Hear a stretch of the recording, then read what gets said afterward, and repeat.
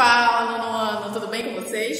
Então, a gente vai dar continuidade ao nosso tema de Primeira Guerra Mundial e hoje a gente vai aprender de fato como foi para começar a guerra, qual foi o estopim para esse acontecimento aí que marcou a história mundial, tá bem?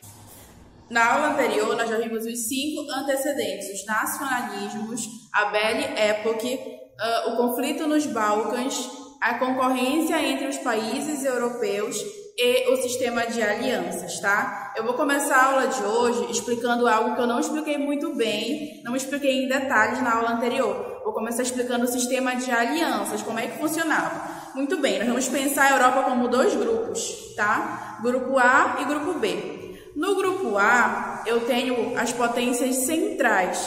No grupo B, eu tenho os aliados da Entente. Quem são essas potências centrais? Potências centrais são Alemanha, Império Austro-Húngaro, Império Turco-Otomano e Itália. Então temos aí, 4 países que vão ser as potências centrais. De novo, Alemanha, Império Austro-Húngaro, Império Turco-Otomano e Itália, certo? Do outro lado, no grupo B, nós temos vários países: França, Inglaterra, Rússia, Sérvia. Podemos citar também Itália, que vai sair de um para o outro, e Japão. Vão fazer parte desse grupo B, que são o grupo dos aliados, o Brasil, posteriormente, e também os Estados Unidos, que vai entrar no final da guerra. Perfeito?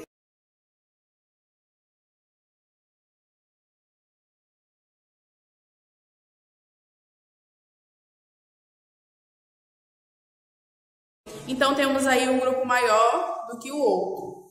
Mas aí, conforme for acontecendo a guerra, cada grupo vai ganhando os seus aliados, digamos assim, em toda a Europa. Perfeito? O que eu quero que vocês entendam é que esse sistema de alianças, ele vai ser ativado por causa de um acontecimento, tá? Num belo dia, em 1914, estava passeando pela cidade de Sarajevo o arquiduque Francisco Ferdinando, herdeiro do trono do Império Austro-Húngaro. E do nada, um tiro. Ele é assassinado. Ele e a esposa são assassinados na cidade de Sarajevo.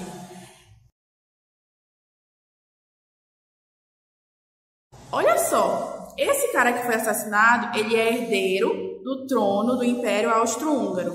O Império Austro-Húngaro dominava qual região? Os Balcãs. E onde ele estava passeando? Nos Balcãs.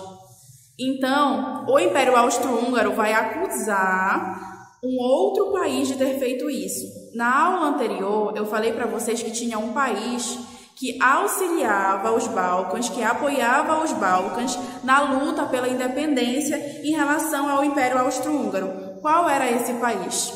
Sérvia, tá? Então, o Império Austro-Húngaro, sabendo desse histórico da Sérvia, de ajudar os Balcãs, de auxiliar os Balcãs nas lutas de independência, vai acusar a Sérvia de ter mandado matar o herdeiro do trono. E aí pronto, o assassinato ele foi o estopim para começar a guerra. Quando o Império Austro-Húngaro acusa a Sérvia, quem é que fica do lado da Sérvia? A Rússia. Lembrem-se que a Sérvia e a Rússia elas são aliadas, elas estão ali no pan-eslavismo, elas têm aquela ideologia de união dos povos eslavos. Lembram disso que eu falei na aula passada? Pois é, aí a Rússia ela coloca as tropas dela, as tropas militares de prontidão para auxiliar a Sérvia que estava nesse conflito, até então só entre Sérvia e Império Austro-Húngaro. Só que a Rússia já entra para deixar as tropas delas ali à disposição. O que acontece? O Império Austro-Húngaro ele era daquele grupo A, do grupo das potências centrais. Quem estava naquele grupo A? A Alemanha. A Alemanha pega e fala assim: Rússia, ou tu tira tuas tropas daí, de onde tu colocaste, ou tu tira teu cavalinho da guerra, ou tu vai se ver comigo. O que a Rússia faz? Nada. Ela não obedece à Alemanha, então a Alemanha sai doida, declarando guerra para todo mundo. Então a Alemanha declara guerra para a França, declara guerra para a Rússia, declara guerra para a Bélgica. E aí, como a Alemanha declarou essa guerra para a maioria dos países daquele grupo B, que é o grupo dos aliados, O que a Inglaterra faz? A Inglaterra, que é desse mesmo grupo dos aliados, ela declara guerra para a Alemanha. E aí pronto, todo mundo se declarou guerra e começa a Primeira Guerra Mundial, tá? Aliás, ela já começou, né, no momento em que Rússia e Alemanha se meteram no conflito que era ali entre o Império Austro-Húngaro e a Sérvia, perfeito? Eu vou colocar tudo isso que eu falei agora aqui no quadro para tentar ficar mais claro para vocês, porque eu sei que é um declarando guerra para o outro e aí pode ser que fique confuso. Eu vou esquematizar no quadro para ser uma segunda forma de explicação, para reforçar, tá bem? Então vamos lá, pessoal, olha aí a nossa segunda explicação. Primeiramente, o arquiduque herdeiro do trono da Áustria é assassinado, o arquiduque Francisco Ferdinando. Depois, a Áustria vai acusar a Sérvia. Quem vai sair em defesa da Sérvia é a Rússia, tá? Ela coloca as tropas dela de prontidão para ajudar a Sérvia. Depois, a Alemanha ameaça a Rússia, porque a Alemanha sai em defesa do Império Austro-Húngaro. Até aí nós temos uma briga 2-2. Império Austro-Húngaro mais a Alemanha contra a Rússia e Sérvia, certo? A Alemanha ameaça a Rússia. Só que a Rússia se nega a sair, a abandonar o conflito e tudo mais. Então, a Alemanha, ela declara guerra para a maioria dos países daquele grupo dos aliados. A Alemanha declara guerra para a Bélgica, para a França e para a Rússia. E aí depois a Inglaterra se vê no dever de declarar guerra para a Alemanha, porque ela declarou guerra para a maioria dos países aliados.